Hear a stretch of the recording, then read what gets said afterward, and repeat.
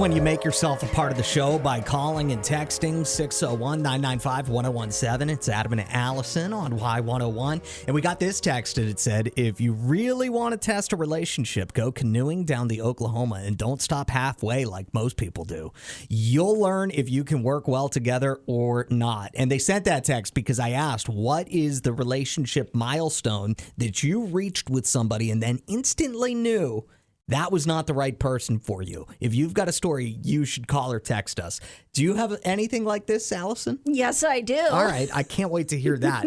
But according to this survey, 1 out of 4 Gen Z couples will break up right after their first vacation together.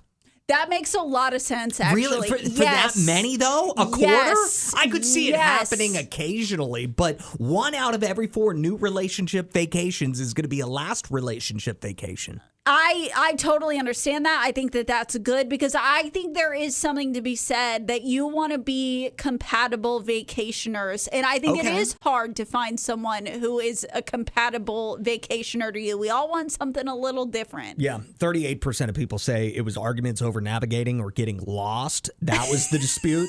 That's amazing. That ended the relationship. Half of these people who break up after their first vacation say it's because of money. They couldn't agree on what to spend money on. That's important. And also some people are just discovering their partner's bad habits or lack of intimacy and connection, or the partner constantly being on the phone and it's like super magnified whenever they're on vacation together. They're seeing all this stuff and it's like, I can't live with this person forever. I'm surprised what's not on that list is like literally maybe it's the person who they want to have everything planned down to the minute. They want to do all these activities versus the person who's like, I'm on vacation. I did not come here to work. And I wonder if those people who are going to in that situation break up before the vacation even happens. That could be like when they're in the planning stages, they're like, oh, this is not going to work. So what was the relationship milestone that showed you the error in your ways in a relationship? Unfortunately, it wasn't me. It was my boyfriend who was like, oh, this is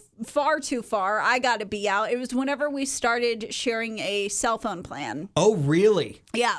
So you signed like a contract with him or whatever. Why did that make him be like, this is too much? He wanted to be taken care of. He did not want to have to split bills. Oh. So he ended up hooking up with his boss so he could go move into her apartment instead of splitting rent with me. And he could join her cell phone plan and not pay half of it with me. Yeah, he just didn't like that we were splitting all the bills. He was like, I want to be taken care of. Relationship milestones that actually showed you were in the wrong relationship. Do you have one? 601-995-1017.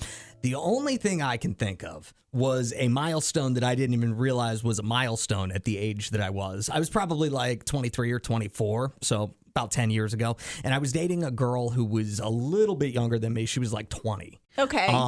And she texted me, had been kind of cold all day, thought it was a little bit strange, like, what did I do? And then she said something, oh, by the way, like at the very end of the day, happy 3-month anniversary.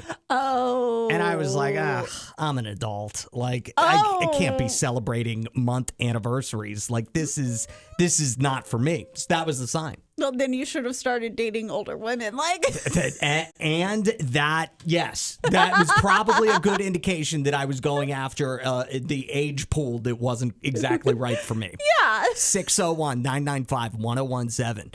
My guilty pleasure, Adrienne, texted us and said, years ago, I was in a long-distance relationship, and we were so in love from a distance, but as soon as he moved into my place, I realized how extremely annoying and clingy he was. He literally wanted to be my skin. I couldn't even talk on the phone to my besties without him wanting to join in on our girl talk. Like, dude, go away, because you're about to be the topic of a horrible roast session if you don't get out.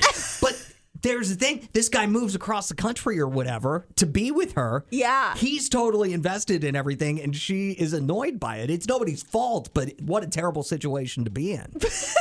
You're feeling bad for that guy. That's hilarious. Feeling bad for both of them.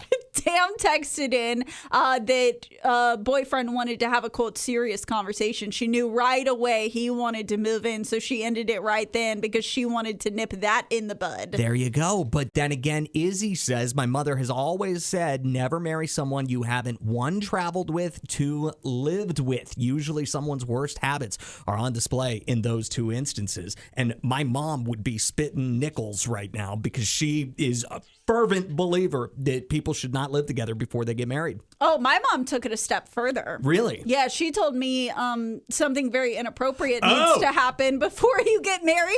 What?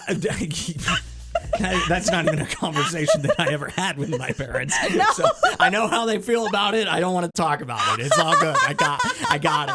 And finally, Shunda says the relationship milestone that she reached that showed her she was in the wrong relationship, marriage. Oh, no. Was that like night 1? Was it the honeymoon? What was it? It's just part of the marriage.